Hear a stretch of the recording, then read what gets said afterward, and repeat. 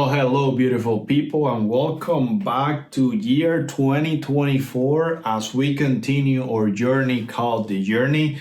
And before I forget, Happy New Year, and may God bless you this year along with your family. Thank you for joining. Today, we continue chapter 11. I even forgot, it's a new year, so forgive me. Chapter 11 of our journey, reading the books Patriarchs and Prophets by Ellen White. And this chapter is titled The Call of Abraham. For those who have been studying this along with the Bible, as I've recommended multiple times, it is extremely important to understand that these books are not meant to substitute Bible study, but to be a complement to each other. We continue with the call of Abraham, which happens in Genesis chapter 12. Okay, and this is right after the events of the Tower of Babel, as we talked about in the last chapter. So at this point, it is important to understand that depravity and sin in the world and idolatry had spread. Now it was not just, localized to the Tower of Babel inhabitants, but now it spread up as God divided the languages, people spread up, and idolatry and all the bad traditions of that sin, caused in the human population spread out as well. But God always had a people that were faithful to Him. And in the midst of idolatry, in the midst of all these bad practices that people were having and bad conceptions of God, this is a time where people will sacrifice their children and, human beings to their gods to appease their anger and other things. Abraham lived this, which is key and important as we continue the story of Abraham, as we'll talk later.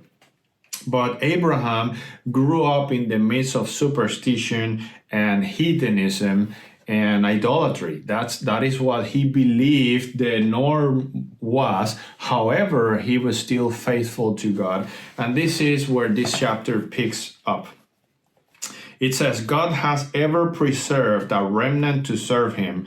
Adam, Seth, Enoch, Methuselah, Noah, Shem, in unbroken line, had preserved from age to age the precious revealing of his will.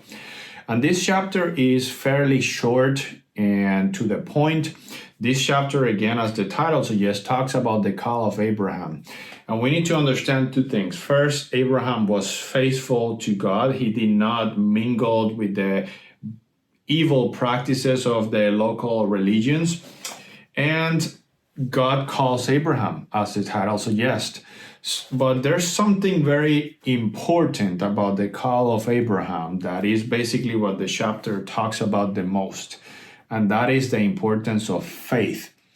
Abraham lived with his family in Ur of the Chaldeans. And that's where he grew up. That's where, everything normal to him was.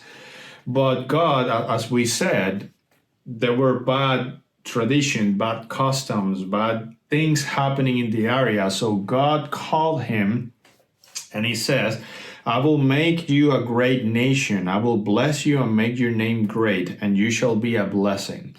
We have to remember that God, back in Genesis 3:15, and back when we talk about the creation chapters, made a promise. He said, Satan had triumphed and had made the human race fall, but now God was going to send a seed to save humanity, and that seed is Jesus. So God had a mission. God had to preserve a lineage of people that were faithful to him, through which Jesus will be born eventually. And not only this, but at this point, the image of God was completely distorted in the world. People were confused and had, all sorts of bad traditions and beliefs and conceptions of God. So God had also to create a group of people, a light in the midst of darkness, to reveal the true character of God. And this is important because it starts with Abraham. The story of Abraham is, I would almost say, the most, aside from the story of Jesus, the most important story in the Bible, because it's when God really puts together the plan and he says, out of Abraham, I will make a lineage to Jesus, and I will, of course, make a people that will reflect and show to the nations of the world his character. And in order for this to happen, God follows by saying, get out of your country, from your family, and from your father's house, to a land that I will show you. And then the rest of the chapter elaborates on this particular piece of text that God says. Get out of your country. Now, imagine you grew up, in my case, I grew up in Puerto Rico. So if I'm my whole life in Puerto Rico, all my family is there, all my friends are there, my work, my everything is there, and I hear God calling me and saying, hey, I want you to move to Alaska, and I will tell you what to do in Alaska then. Isn't that kind of a hard call? So we can start seeing early on why Abraham is called the father of faith, because he certainly was a very faithful man. Without God telling him much of his plans, other than, I will make a nation out of you and I want you to move from your home, Abraham didn't really have much else to go from. He just knew that he needed to pack up his stuff and start walking in the direction of Canaan, which is the promised land that, we will speak a lot about when we talked about Israel. But other than that, there were no many details. Yet Abraham, with very little information, a man of faith, he trusted God. He trusted God without knowing what he was going to eat or where he was going to live. You got to remember that these were turbulent times with a lot of wars and killings, and there wasn't a police and governments as instituted as they are now, So it was a hard call. It was a very faith-based decision that Abraham took, but he took it. So it says, in order that God might qualify him for his great work as the keeper of the sacred oracles, Abraham must be separated from the associations of his early life. Again, bad influences around him. God wanted to make a people for him. He needs to take them out of the midst of sin, and let's start fresh. And this is a lesson for us in life. Sometimes we find it hard to obey God. We find it hard to follow his commandments because of peer pressure, because of the people that surround us, because the environment that we live in. And oftentimes, I will say almost always in life, when it comes to God, we need to make a stand. We need to take a stand.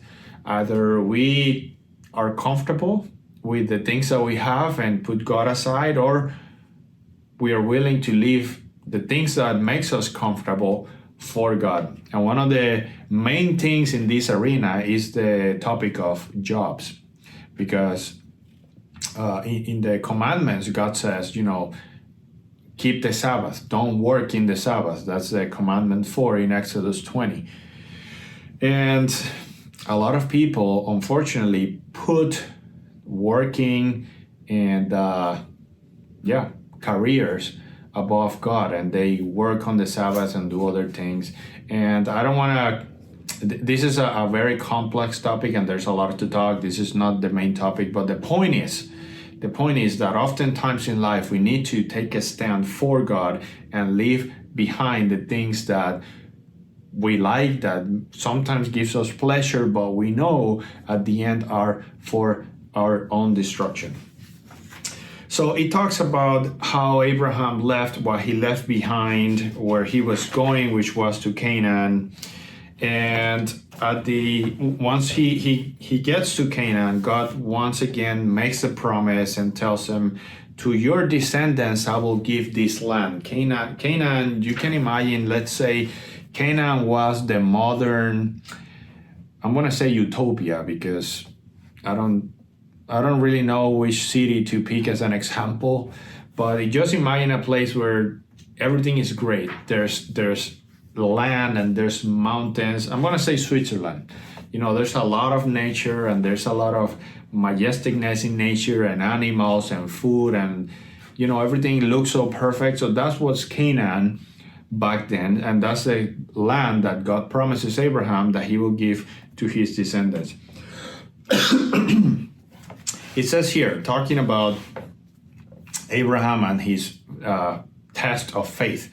Abraham could not explain the leadings of providence. He had not realized his expectations, but he held fast the promise, I will bless you and make your name great, and you shall be a blessing. And he continues later on, God leads his children by a way that they know not, but he does not forget or cast off those who put their trust in him.